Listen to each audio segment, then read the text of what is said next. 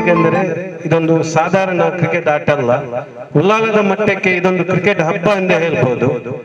ಏಕೆಂದರೆ ಸುಮಾರು Ullal cricket board ಅಧೀನದಲ್ಲಿ 24 ತಂಡ ಉಂಟು. 24 ತಂಡ ನಮ್ಮಲ್ಲಿ ರಿಜಿಸ್ಟರ್ ಆಗಿದೆ. ಇದರಲ್ಲಿ ಒಂದೊಂದು ತಂಡದಲ್ಲಿ 40 ರಿಂದ 50 ಆಟಗಾರರಿದ್ದಾರೆ. ಆದರೆ ನಮಗೆ ಬೇಕಾದದ್ದು ಕೇವಲ 180 ಆಟಗಾರರು ಮಾತ್ರ. 12 ಫ್ರಾಂಚೈಸಿಗಳು, ಒಂದು ಟೀಮಿಗೆ 15 ಆಟಗಾರರು. ಇದನ್ನು ನಾವು ನಮಗೆ ಒಂದು 280-300 ಫೋಟೋಗಳು ಬಂದಿದ್ದವು. ಅದನ್ನು ನಾವು ಹರಾಜು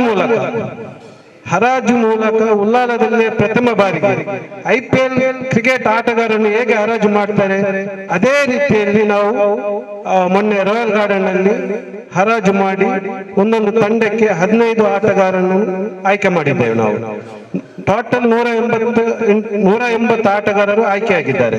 ಆದ್ದರಿಂದ ನಾವು ಯಾವಾಗಲೂ ಉಲ್ಲಾಲದಲ್ಲಿ ಎಷ್ಟೋ ಕ್ರಿಕೆಟ್ ಟೂರ್ನಮೆಂಟ್ ಆಗ್ತದೆ, ಆದರೆ ಜನಪ್ರತಿನಿಧಿಗಳಿಗೆ ಗೊತ್ತಿರುವುದಿಲ್ಲ.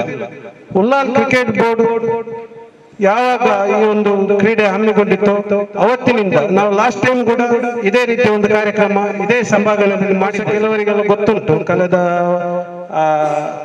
ನಗರಸಭೆಯಲ್ಲಿ ಯಾರೆಲ್ಲ ಸದಸ್ಯರಾಗಿ ಇದ್ರು ಅವರಿಗೆಲ್ಲ ಇಸ್ಮಾಯಿಲ್ ಅವರಿಗೆ, ಬಾಜಿಲ್ ಡಿಸೋಜಾ ಕೆಲವರಿಗೆಲ್ಲ ಗೊತ್ತುಂಟು. ಆದರೆ ಕೆಲವರೆಲ್ಲ ಹೊಸಬರು, ಅವರಿಗೆಲ್ಲ ಅನಿಸ್ಬೋದು ಏಕೆ ನಮ್ಮನ್ನೆಲ್ಲ ಕರೆದಿದ್ದಾರೆ ಅಂತ. ಉಲ್ಲಾಲ್ ಕ್ರಿಕೆಟ್ ಬೋರ್ಡ್ ಎಂಬ ಒಂದು ಸಂಸ್ಥೆ ಉಂಟು ಅಂತ ನಿಮಗೆ ಗೊತ್ತಿರಬೇಕು. ಹೆಸರು ಹಲವಾರು ವಿಷಯದಲ್ಲಿ ಇವತ್ತು ಪ್ರಖ್ಯಾತವಾಗಿದೆ. ರಾಣಿ ಅಂಬಕ್ಕ ಹುಟ್ಟಿದ ಊರು, ಅದೇ ರೀತಿಯಲ್ಲಿ ಆಡಳಿತ ಮಾಡಿದ ಊರು, ಸೈಯದ್ ಮದನಿ ದರ್ಗಾದ ಪ್ರದೇಶದ ಊರು, ಸೋಮೇಶ್ವರ ದೇವಸ್ಥಾನ, ಸೆಂಟ್ ಸೆಬಾಸ್ಟಿಯನ್ ಚರ್ಚ್, ಅದೇ ರೀತಿಯಲ್ಲಿ ಉಳ್ಳಾಲ ಬೀಚ್, ಅದೇ ರೀತಿಯಲ್ಲಿ ನಮ್ಮ ಸೌಹಾರ್ದಕ್ಕೆ ಉಳ್ಳಾಲ ದರ್ಗಾ ಕೂಡ ಎಲ್ಲ ಪ್ರದೇಶ ಉಳ್ಳಾಲ ಆಗಿದೆ. ನಮ್ಮ ನಗರಸಭೆ ಅತ್ಯಂತ ಯಶಸ್ವಿಯಾದ ನಗರಸಭೆ ಕೂಡ ಈ ಪ್ರದೇಶದಲ್ಲಿರುವಂತ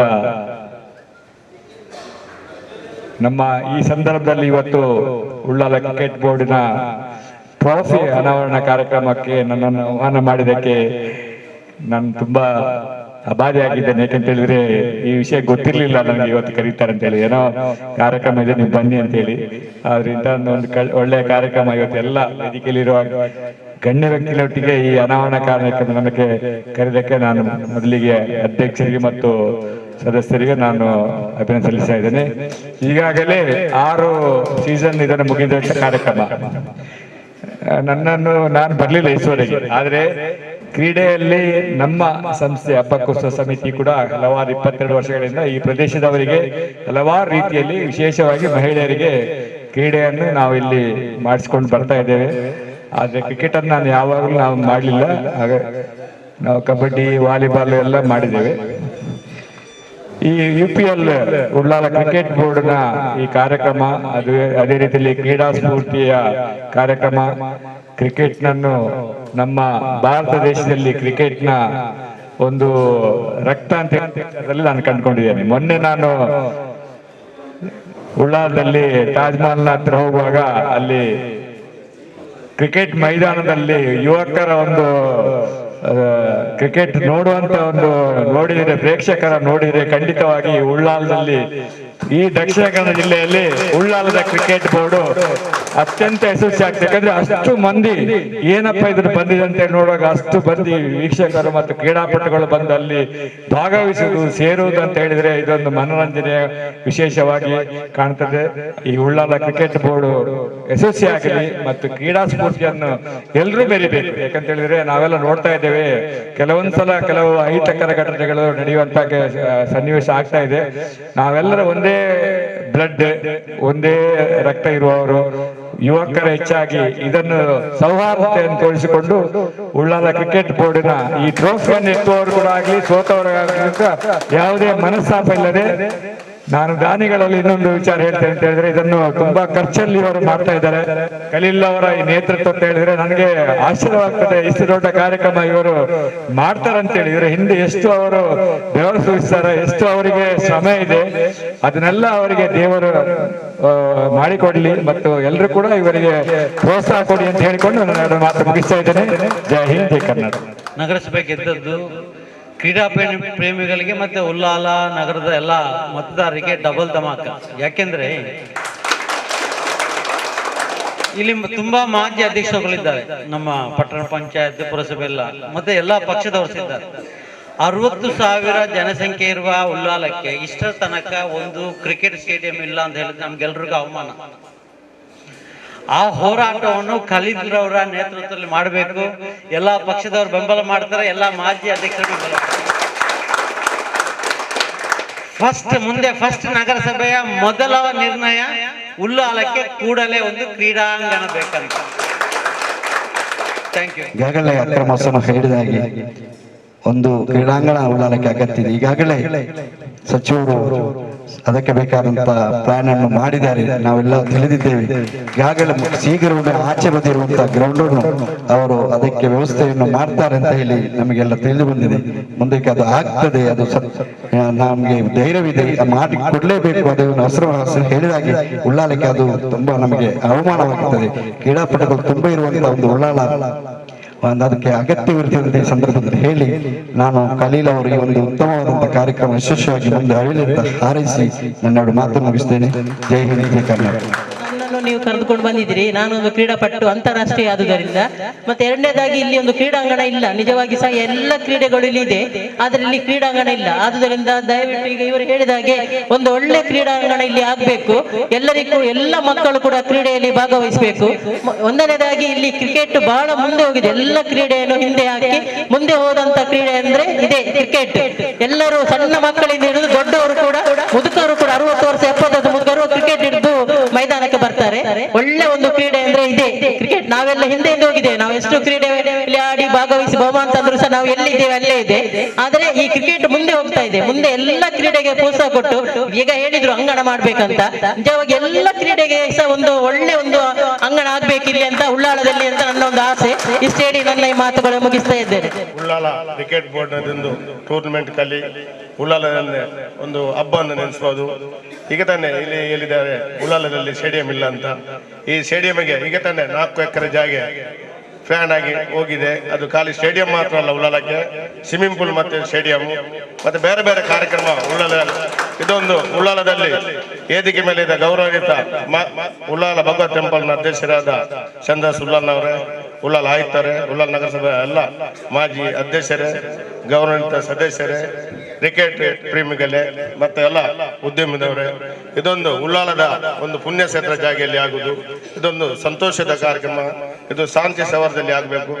ಉಳ್ಳಾಲ ಎಂದರೆ ಖಾಲಿ ಕ್ರಿಕೆಟ್ ಮಾತ್ರ ಅಲ್ಲ, ಸೈಯದ್ ಮದನ್ ದರ್ಗಾ ಇರಲಿ, ಸೈನ್ಸ್ ಸಭೆ ಚರ್ಚ್ ಇರಲಿ, ಭಗವತಿ ಟೆಂಪಲ್ ಇರಲಿ, ಕಡಪರ ಜಾರ ಇರಲಿ, ಕೆಲವು ಅಜ್ಜನ ಕಟ್ಟ ಇರಲಿ, ಇದೆಲ್ಲ ಒಂದು ಪುಣ್ಯಕ್ಷೇತ್ರ ಜಾಗದಲ್ಲಿ ಉಳ್ಳಾಲದಲ್ಲಿ ಎಂತೆಂಥ ಕಾರ್ಯಕ್ರಮ ಆಗಿದೆ. ಈ ಕಾರ್ಯಕ್ರಮಕ್ಕೆ ದೇವರ ಆಶೀರ್ವಾದ ಮತ್ತೆ ನಿಮ್ಮ ಎಲ್ಲ ಸಾಗರ ನೆನೆಸ್ಕೊಂಡು ನನ್ನ ಮಾತು ಕೊನೆ. ಒಂದು ವಿಚಾರವನ್ನು ನಾನು ಎಲ್ಲರಿಗೂ ಹೇಳಲಿಕ್ಕೆ ಬಯಸುವುದೇನಂತ ಹೇಳಿದರೆ, ಕ್ರೀಡಾ ಸ್ಫೂರ್ತಿಯಿಂದ ಆಡಿ ಯುವ ಶಕ್ತಿಯನ್ನ ಬೆಳೆಸುವಂತ ಒಂದು ಕಾರ್ಯಕ್ರಮ ನಿಮ್ಮದಾಗಲಿ ಅಂತ ಈ ಸಂದರ್ಭದಲ್ಲಿ ಹಾರೈಸಿ ನನ್ನ ಮಾತನ್ನು ಮುಗಿಸ್ತೇನೆ. ಕ್ರೀಡೆಯಲ್ಲಿ ಕ್ರೀಡಾಭಿಮಾನ, ಕ್ರೀಡೆ ಅಂತ ಹೇಳಿದ್ರೆ ನಾನು ಹಲವಾರು ಕಡೆಗಳಲ್ಲಿ ನೋಡಿದ ಕ್ರೀಡೆ ಎಂಬುದು ಶಾಂತಿ, ಕ್ರೀಡೆ ಎಂಬುದು ಒಲಿತು. ನಮ್ಮ ಈ ಕ್ರೀಡೆಯು ಒಂದು ಸ್ಪೋರ್ಟ್ಸ್ ಮ್ಯಾನ್ ಸ್ಪಿರಿಟ್ ಅಲ್ಲಿ ಆಗಲಿ ಅಂತ ಹೇಳಿಕೊಂಡು ಸಂಘಟಕರಲ್ಲಿ ಕೇಳಿಕೊಂಡು ಈ ಕ್ರೀಡೆಗೆ ಬೇಕಾದಂತ ಇದು ಸುಮಾರು 170-180 ಮಂದಿ ಆಟಗಾರರು ಇಲ್ಲಿ ಆಡ್ಲಿಕ್ಕಿದ್ದಾರೆ. ಅನೇಕ ಮ್ಯಾಚ್ಗಳು ಆಡ್ಲಿಕ್ಕಿದ್ದಾರೆ. ಮುಖ್ಯವಾಗಿ ಆ ಪರಿಸರದಲ್ಲಿ ಸುವ್ಯವಸ್ಥೆ, ಶಾಂತಿ ಮತ್ತು ಎಲ್ಲ ರೀತಿಯ ಅಗತ್ಯದ ಆ ಒಂದು ನಿಗಾ ಇಟ್ಟುಕೊಂಡು ಅಲ್ಲಿ ಈ ಒಂದು ಪಂದ್ಯಾಟವನ್ನು ಆಡ್ಲಿಕ್ಕೆ ಸಂಘಟಕರು ತಯಾರಾಗಬೇಕು. ಕ್ರೀಡೆಯನ್ನು ತೊಡಗಿಸುವುದರಿಂದ ಹಲವಾರು ದಿನಗಳು ಆಟ ಆಡುವುದರಿಂದ ಆ ಪರಿಸರದಲ್ಲಿ ಕೂಡ ತುಂಬಾ ಸ್ವಲ್ಪ ಎಚ್ಚರಿಕೆಯಿಂದ ಇದ್ದು ಇದು ನಮ್ಮೆಲ್ಲರಿಗೂ ಒಂದು ಸ್ಫೂರ್ತಿದಾಯಕವಾಗಿ ಆಗ್ಲಿ. ಕ್ರೀಡೆ ಅಂತ ಹೇಳಿದ್ರೆ ಆ ಕ್ರೀಡೆ ಆಗುವಂತಹ ಜಾಗ ವಿಶಾಲವಾದ ಒಂದು ಕಡಲ ತಡಿಯ ಅಂಗಣದಲ್ಲಿರತಕ್ಕಂತಹ ಒಂದು ಜಾಗ. ಒಂದು ಕಡೆಯಲ್ಲಿ ತಣ್ಣಗೆ ಬೀಸುತ್ತಿರುವಂತಹ ಗಾಳಿ, ಮತ್ತೊಂದು ಕಡೆಯಲ್ಲಿ ವಿಶಾಲವಾದ ಅರಬ್ಬಿ ಸಮುದ್ರ, ಅದರದ ಅಡಿಯಲ್ಲಿ ಒಂದು ವಿಶಾಲವಾದಂತಹ ಒಂದು ಮೈದಾನ ಕೂಡ ಇದೆ. ಇದು ನಮ್ಮ ಕ್ರೀಡಾಪಟುಗಳಿಗೆ ಮುಂಚೆ ನಮ್ಮ ಈ ಊರಿನ ಮಕ್ಕಳು ಆ ಒಂದು ಬ್ಯಾಟ್ಸ್ಮನ್ ಆಗಲಿ, ಬೌಲಿಂಗ್ ಆಗಲಿ ಆಗಿ ನಮ್ಮ ದೇಶದಲ್ಲಿ, ನಮ್ಮ ಈ ನಾಡಿನಲ್ಲಿ ಅವರು ಒಂದು ಹೆಸರುವಾಸಿಯಂತೆ ಆಗಲಿ ಅಂತ ಹೇಳಿ. ಉದಾಹರಣೆಗೆ ನಾವು ಅನೇಕ ವರ್ಷಗಳಿಂದ ನೋಡುತ್ತೇವೆ, ಸಚಿನ್ ತೆಂಡೂಲ್ಕರ್ ಕ್ರಿಕೆಟ್ ಕ್ರಿಕೆಟ್ ರಂಗದ ಆರಾಧ್ಯ ದೇವತೆ ಅಂತ ಹೇಳಿ ಕ್ರಿಕೆಟ್ ನ ವೀಕ್ಷಕರು ಹೇಳ್ತಾ ಇದ್ದಾರೆ. ಅದೇ ರೀತಿ ಕಪಿಲ್ ದೇವ್ ಕೂಡ ಇದೆಲ್ಲ ಕಳೆದು ಹೋದರು. ಈಗಿನ ಹೀರೋಗಳು ಬೇರೆ ಇರಬಹುದು. ನಾನು ದಾರಿಯಲ್ಲಿ ಬರುವಾಗ ಅನೇಕ ಫ್ಲೆಕ್ಸ್ಗಳನ್ನೆಲ್ಲ ನೋಡಿದೆ. ಅನೇಕ ಕ್ರಿಕೆಟ್ ನ ಹೀರೋಗಳನ್ನು ಸಂದು ನಾವು ಕೂಡ ಒಮ್ಮೆ ಮರು ಹುಟ್ಟಿ ಪುನಃ ಒಮ್ಮೆ ಕ್ರಿಕೆಟಿಗರಾಗಿ ಬರುವ ಅಂತ ಹೇಳಿ ಕೂಡ ಬಾಯಲ್ಲಿ ನೀರು ಬರುತ್ತದೆ. ಒಬ್ಬರ ಕೂದಲು, ಒಬ್ಬರ ಪ್ಯಾಂಟು, ಒಬ್ಬರು ನಿಂತಹ ಸ್ಟೈಲು, ಆ ವೇಷಭೂಷಣ, ಅದು ಕಣ್ಣಿಗೆ ನಮಗೂ ಒಂದು ಸ್ಫೂರ್ತಿ ಆಗುತ್ತದೆ ಅಂತ ಹೇಳಿಕೊಂಡು ಈ ನಮ್ಮ ಊರಿಗೆ ಈ ಒಂದು ಆಟ ಬಹಳಷ್ಟು ಯಶಸ್ವಿಯಾಗಲಿ. ಈಗಾಗಲೇ ನಮ್ಮ ಮಿತ್ರರವರೆಲ್ಲ ಹೇಳಿದರು, ಈಗಾಗಲೇ ಕ್ರೀಡಾಂಗಣಕ್ಕೆ ಜಾಗವನ್ನು ನಿಗದಿಪಡಿಸಲಾಗಿದೆ. ಅದರಲ್ಲಿ ಒಂದು 3 ಸೆನ್ಸ್ ಜಾಗ ಕನ್ವರ್ಷನ್ ಪ್ರಾಬ್ಲಮ್ ಇರುವುದರಿಂದ ಬಾಕಿ ಆಗಿದೆ ಅಂತ ಹೇಳಿ ನಾನು ಕೂಡ ತಿಳಿದುಕೊಂಡಂತಹ ಒಂದು ಅಂಶ ಅಂತ ಹೇಳಿ ಈ ಒಂದು ಸಂದರ್ಭದಲ್ಲಿ ಹೇಳಲಿಕ್ಕೆ ಇಚ್ಛೆ ಪಡ್ತಾ ಇದ್ದೇನೆ. ಮತ್ತೆ ಒಂದು ಕವಿವಾಣಿ, ಈ ಒಂದು ಆಟದಲ್ಲಿ ನೀ ನಾರವ ನೀ ನಾರವ ನೀ ನಾರವ ಎಂದೆನ ಬೇಡ, ನೀ ನಮ್ಮವ ನೀ ನಮ್ಮವ ನೀ ನಮ್ಮ ಅವನೆಂದೆನಿಸು, ನೀ ನಮ್ಮ ಮಗನ ನೀ ನಮ್ಮ ಮನೆಯ ಮಗನೆಂದೆನಿಸಯ್ಯ ಅಂತ ಹೇಳಿ. ಆದ್ದರಿಂದ ನಾವು ಎಳೆಯರು, ನಾವು ಈ ಗೆಳೆಯರು, ಹೃದಯ ಗೂಡಿನ ಹಂದರ, ನಾಳೆ ನಾವೇ ನಾಡ ಹಿರಿಯರು, ನಮ್ಮ ಕಳಸದ ಸುಂದರ, ಹಿಂದೂ ಮುಸ್ಲಿಂ ಕ್ರಿಶ್ಚಿಯನ್ ಎಲ್ಲರಿ ಒಂದೇ ಭಾರತ ಮಂದಿರ, ಶಾಂತಿ ದಾಟನೆ ಗಾಂಧಿ ದಾಟನೆ, ಹೃದಯ ಬಾಣಿನ ಚಂದಿರ ಅಂತ ಹೇಳಿ 12 ಮಾತನ್ನು ಮುಕ್ತಾಯಗೊಳಿಸ್ತೇನೆ. ಜೈ ಹಿಂದ್, ಜೈ. ಹಾಗೆ ಉಳ್ಳಾಲ ಸ್ವಚ್ಛ ಸುಂದರ ನಗರ ಆಗ್ಬೇಕಾದ್ರೆ ಎಲ್ಲರ ಇವತ್ತು ಒಬ್ರು ಕೌನ್ಸಿಲರ್ ಬಂದು ಹೇಳಿದ್ರು, ನೀವು ಒಂದು ತಿಂಗಳವರೆಗೆ ನೀವು ಕಣ್ಣು ಮುಚ್ಚಿ ಕುತ್ಕೊಳ್ಬೇಕು, ನಾವು 100 ಫ್ಲೆಕ್ಸ್ ಬ್ಯಾನರ್ಸ್ ಅನ್ನ ಹಾಕ್ತೇವೆ ಅಂತ. ನನಗೊಮ್ಮೆ ಉಸಿರೇ ನಿಂತೋಯ್ತು. ಇನ್ನು ಎಷ್ಟು ಪೊಲಿಟಿಕಲ್ ಅದರಲ್ಲಿ ಬರ್ಲಿಕ್ಕೆ ಉಂಟಾ? ಸ್ವಲ್ಪ ವಿನಂತಿ ಮಾಡ್ಕೊಳ್ತೇನೆ, ಹಾಕುವಾಗ ನಮ್ಮನ್ನು ಸ್ವಲ್ಪ ಗಮನದಲ್ಲಿ ಇಟ್ಕೊಂಡು ನಮ್ಮ ಪರ್ಮಿಷನ್ ತಕೊಂಡು ಹಾಕಿ, ಅದು ಎಲ್ಲ ಕಡೆ ಹಾಕುವಂತ ಒಂದು ಪರಿಸ್ಥಿತಿ ನಮಗೆ ಬರುವುದು ಬೇಡ. ನಾವು ತೆಗೆದಾಗ ನೀವು ಅದಕ್ಕೆ ಬೇಸರ ಮಾಡುವುದು ಬೇಡ. ಹಾಗಾಗಿ ನಾವೇ ನಿಮಗೆ ಕೆಲವೊಂದು ಸ್ಥಳಗಳನ್ನ ಸೂಚಿಸ್ತೇವೆ, ಸ್ವಲ್ಪ ನಗರಸಭೆಯ ಪರ್ಮಿಷನ್ ತಕೊಂಡು ಹಾಕಿ. ಜೊತೆಗೆ ಬಟ್ಟೆಯ ಬ್ಯಾನರ್, ಹಾಗೆ ಇನ್ನೊಂದು, ಈಗಾಗಲೇ ಉಳ್ಳಾಲದ ಎಲ್ಲ ಫಂಕ್ಷನ್ಗಳಾಗುವಾಗ ನಮ್ಮ ಸ್ವಚ್ಛತೆಯನ್ನ ನೋಡಿಕೊಂಡು ಲಾಸ್ಟಿಗೆ ಹೋಗುವಾಗ ಅವರೇ ಎಲ್ಲ ಕ್ಲೀನ್ ಮಾಡಿ ಹೋಗುವಂತ ಒಂದು ಪರಿಪಾಠವನ್ನ ನೀವು ಕೌನ್ಸಿಲರ್ಸ್ ಎಲ್ಲ ಸೇರಿ ಮಾಡ್ತಾ ಇದ್ದೀರಿ. ಅದು ಕೂಡ ಈ ಕ್ರಿಕೆಟ್ ಪಂದ್ಯಾಟದಲ್ಲಿ ಕೂಡ ಬೆಳೀಲಿ ಅಂತ ನಾನು ಹಾರೈಸ್ತೇನೆ. ಮೊಹಮ್ಮದ್ ಮುಖಚೇರಿ ಅವರು ಹೇಳಿದಾಗೆ, ಸೋತಾಗ ಕುಗ್ಗದೆ, ಗೆಲುವು ಬಂದಾಗ ಹಿಗ್ಗದೆ ಸಮಾನವಾಗಿ ಸ್ವೀಕರಿಸಿ ಕ್ರೀಡಾ ಸ್ಫೂರ್ತಿಯಿಂದ ಬೆಳೆದು, ಇದು ಉಳ್ಳಾಲದ ಜನತೆಯಲ್ಲಿ ಹಾಗೂ ಇತರರು ಹೊರ ಊರಿನವರು ಬಂದಾಗ ಉಳ್ಳಾಲದಲ್ಲೂ ಇಂಥ ಒಂದು ಕ್ರಿಕೆಟ್ ಆಟ ಆಡಿದವರಿಗೆ ಸಹ, ಸಂಘಟಕರಿಗೆ ಸಹ, ಎಲ್ಲರಿಗೆ ಸಹ ಒಂದು ಮಾದರಿ ಕ್ರಿಕೆಟ್ ಪಂದ್ಯಾಟವಾಗಿ ಮೂಡಿ ಬರಲಿ ಅಂತ ಹಾರೈಸ್ತಾ ಈ ಪಂದ್ಯಕ್ಕೆ ಶುಭವನ್ನು. ಉಳ್ಳಾಲ ಕ್ರಿಕೆಟ್ ಬೋರ್ಡ್ ಇವರ ಉಳ್ಳಾಲ ಪ್ರೀಮಿಯರ್ ಲೀಗ್ ಇದರ ಟ್ರಾಫಿಯ ಅನಾವರಣದ ಈ ಸಂದರ್ಭದಲ್ಲಿ ಸೇರಿದಂತಹ ಎಲ್ರಿಗೂ ನನ್ನ ಶುಭಾಶಯಗಳು. ಈಗಾಗಲೇ ಎಲ್ಲರೂ ಅವರವರ ಅನಿಸಿಕೆಯನ್ನು ಹೇಳಿದರು. ಉತ್ತಮವಾದ ಅನಿಸಿಕೆ, ತೆಗೊಳ್ಬಹುದು, ಬಿಡುವವರು ಬಿಡಬಹುದು. ಕ್ರೀಡಾಂಗಣದ ಬಗ್ಗೆ ಹೇಳುವುದಿದ್ರೆ ಇಲ್ಲೆಲ್ಲ ಕೂತ್ಕೊಡೋರೆಲ್ಲ ಮಾಜಿ ಆದವರು. ಅವರವರ ಅವಧಿಯಲ್ಲಿ ಏನು ಇದಕ್ಕೆ ಚಾಲನೆ ಕೊಟ್ಟಿಲ್ಲ ಅಂತ ನಾನು ಅವರಲ್ಲಿ ಪ್ರಶ್ನೆ ಮಾಡ್ತೇನೆ. ನಾನು ಉಳ್ಳಾಳದ ಯಾವುದೇ ಕಾರ್ಯಕ್ರಮಕ್ಕೆ ಹೋದಾಗ ಇದನ್ನು ನೆನಪಿಸಿಕೊಳ್ತೇನೆ. ಉಳ್ಳಾಳಕ್ಕೆ ಮೊದಲಾಗಿ ಬೇಕಾದ್ದು ಯುವಕರಿಗೆ ಸ್ಫೂರ್ತಿ ಕೊಡುವುದು ಮಾತ್ರ ಅಲ್ಲ, ಯುವಕರಿಗೆ ಸ್ಫೂರ್ತಿ ಕೊಡುವುದಕ್ಕೆ ಒಂದು ಅವಕಾಶವನ್ನು ಕೊಡಬೇಕಾದ್ರೆ 100ಕ್ಕೆ 100 ಅಂತ ವ್ಯವಸ್ಥೆ 100ಕ್ಕೆ 100 ಬೇಕು. ಅದರ ಬಗ್ಗೆ ನಾವು ಏನು ಆಲೋಚನೆ ಮಾಡ್ತೇವೆ ಅನ್ನೋದನ್ನು ನಾವು ಕೂಡ ಚಿಂತನೆಯನ್ನು ಮಾಡಬೇಕು. ಈಗ ಉಳ್ಳಾಳದಲ್ಲಿ ಬಲವಾದ ಉಳ್ಳಾಳ ಕ್ರಿಕೆಟ್ ಬೋರ್ಡ್ ಇದೆ. ನಾನು ಕಳೆದ ಒಂದು ಸಂದರ್ಭದಲ್ಲಿ ಹೇಳಿದ್ದೇನೆ, ನೀವೆಲ್ಲರೂ ಒಟ್ಟಾಗಿ ನಾವು ಕೂಡ ನಿಮ್ಮೊಟ್ಟಿಗೆ ಇದ್ದೇವೆ. ಸರ್ಕಾರವನ್ನು ಸ್ವಲ್ಪ ಗಮನಿಸುವ, ಸರ್ಕಾರದ ಏನು ವ್ಯವಸ್ಥೆಗಳಿವೆ ಅದರ ಬಗ್ಗೆ ನಾವು ಸ್ವಲ್ಪ ತಿಳಿಯೋಣ, ಅಲ್ಲ ಪ್ರಯತ್ನ ಪಡೋಣ. ಇದು ನಮ್ಮ ಪ್ರಯತ್ನದ ಭಾಗ. ಇನ್ನೊಂದು, ಉಳ್ಳಾಳ ಕ್ರಿಕೆಟ್ ಬೋರ್ಡ್ ಎಲ್ಲ ಯುವಕರು ಬಹಳ ಕಷ್ಟ ಇದೊಂದು ಕ್ರಿಕೆಟ್ ಅನ್ನು ಉಳ್ಳಾಲ ಪ್ರೀಮಿಯರ್ ಲೀಗ್ ಕ್ರಿಕೆಟ್ ಅನ್ನು ಆಡಿಸ್ತಾರೆ. ನಾನು ಹೇಳ್ತಾ ಇದ್ದೇನೆ, ನಮ್ಮ ರಾಣಿ ಹಬ್ಬಕ್ಕ ಉತ್ಸವದ ದಿನಕರ್ ಉಳ್ಳಾಲ್ರವರಿದ್ದಾರೆ.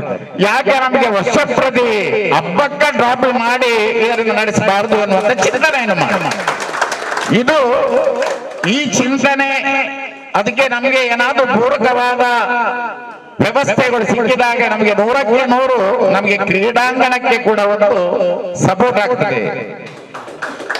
ಈಗ ರಾಣಿ ಹಬ್ಬದ ಉತ್ಸವ ಅದು ಸರ್ಕಾರದಿಂದಲೇ ನಡೆಯುತ್ತದೆ.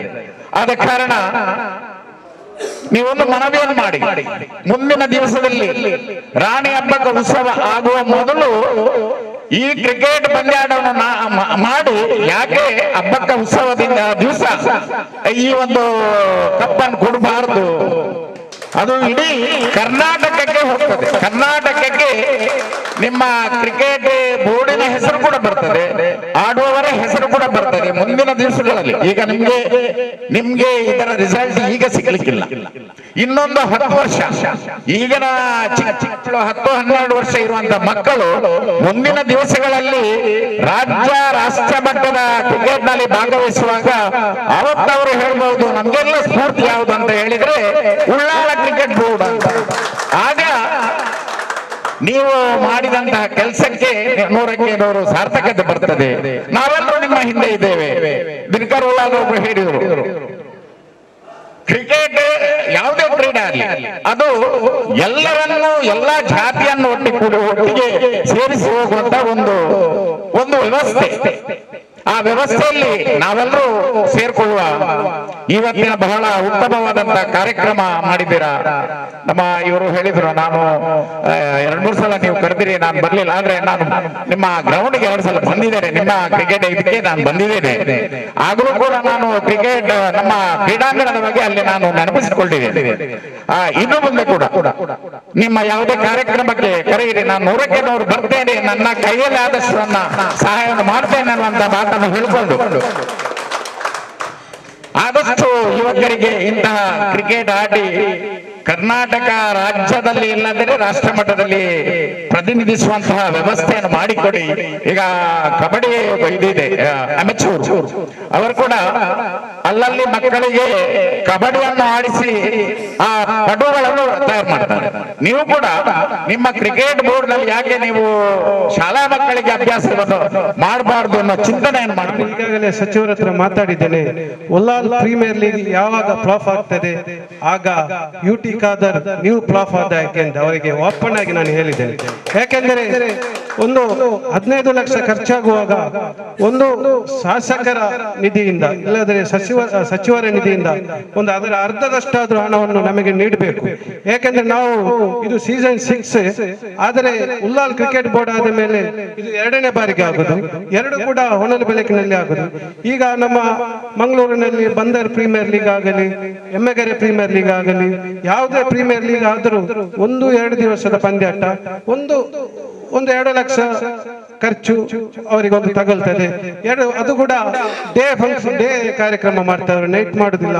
ಆದ್ರೆ ಉಲ್ಲಾಲದಲ್ಲಿ ನಾವು ಅದು ಹೊನಲು ಬೆಳಕಿನ ಕ್ರೀಡಾಕೂಟವನ್ನು ಆಯೋಜಿಸುತ್ತಾ ಬರುವುದರಿಂದ ನಮಗೆ ಖರ್ಚು ಜಾಸ್ತಿ ಆಗ್ತದೆ. ನಮಗೆ 1 ರೂಪಾಯಿ ಇದರಲ್ಲಿ ಉಳಿಯುವುದಿಲ್ಲ. ಒಂದು ವಿಷಯ ಏನಿದ್ರು, ನೀವು ಕ್ರೀಡಾಪಟುಗಳನ್ನು ತಯಾರು ಮಾಡಬೇಕು. ಶಾಲಾ ಮಕ್ಕಳಿಗೆ ಅವರಿಗೊಂದು ಪ್ರಾಕ್ಟೀಸ್ ಕೊಡುವ ಒಂದು ಶಿಬಿರವನ್ನು ಏರ್ಪಡಿಸಬೇಕು ಅಂತ ನಮಗೆ ರಾಜಕಾರಣಿಗಳು ಹಾಗೂ ಶ್ರೀಮಂತರು ಎಲ್ಲರೂ ಬೆಂಬಲ ಕೊಟ್ಟರೆ, ಅದೇ ರೀತಿ ಉಲ್ಲಾಲದ ಕ್ರೀಡಾಪಟುಗಳು ಕ್ರೀಡಾ ಅಭಿಮಾನಿಗಳು ಬೆಂಬಲ ಕೊಟ್ಟರೆ ಖಂಡಿತವಾಗಿಯೂ ರಜಾ ದಿನದಲ್ಲಿ ನಾವು ಒಂದು ಕ್ರಿಕೆಟ್ ಶಿಬಿರ ಏರ್ಪಡಿಸುತ್ತೇವೆ ಎಂದು ಹೇಳಲು ಇಷ್ಟಪಡುತ್ತೇನೆ. ಇನ್ನು ಕೆಲವರು ಹೇಳ್ತಾರೆ, ಇದೊಂದು ಕ್ರಿಕೆಟ್ ಕ್ರೀಡೆ ಯಾಕೆ ಬೇಕು, ಇದು ಬೇಕಾ? ನೋಡಿ, ಒಬ್ಬ ವ್ಯಕ್ತಿ ದೈಹಿಕವಾಗಿ ಅಭಿವೃದ್ಧಿ ಹೊಂದಬೇಕಾದ್ರೆ ಅವನಿಗೆ ಕ್ರೀಡೆ ಮುಖ್ಯ. ನೋಡಿ, ಬೆಳಿಗ್ಗೆ ನೋಡಿದ್ರೆ ಎಷ್ಟೋ ಜನ ಜಾಗಿಂಗ್ ವಾಕಿಂಗ್ ಮಾಡ್ತಾ ಇದ್ದಾರೆ. ಯಾಕೆ? ಅವನ ಒಂದು ದೈಹಿಕ ಒಂದು ಅಭಿವೃದ್ಧಿ ಪಡಿಸಲು, ಅದಕ್ಕಾಗಿ ಆ ಒಂದು ಕಷ್ಟಪಡ್ತಾ ಇದ್ದಾರೆ. ಆದರೆ ಇಲ್ಲಿ ಕೆಲವರು ನಾವು ಹೋದ ಕೂಡಲೇ ಏಕೆ ಇದೆಲ್ಲ ಬೇಕಾ ಕೇಳ್ತಾರೆ. ಅವರ ಯೌವನದಲ್ಲಿ ಇದೆಲ್ಲ ಆಡಿದವರೇ, ಈಗ ಅವರಿಗೆ ಒಂದು ಹಣ ಆದ ಕೂಡಲೇ ಇದೆಲ್ಲ ಬೇಡ ಅಂತ ಆಯ್ತು. ನೋಡಿ, ನಾನು ಅವತ್ತು ನಮ್ಮ ಹರಾಜು ಕಾರ್ಯಕ್ರಮದಲ್ಲಿ ಕೂಡ ಒಂದು ಮಾತು ಹೇಳಿದ್ದೇನೆ. ವಿರಾಟ್ ಕೊಹ್ಲಿ ಈಗ ಅಂತಾರಾಷ್ಟ್ರೀಯ ಮಟ್ಟದಲ್ಲಿ ಗುರುತಿಸಿಕೊಂಡಿದ್ದು ಹೇಗೆ ದಯವಿಟ್ಟು ಹೇಳ್ತೀರಾ?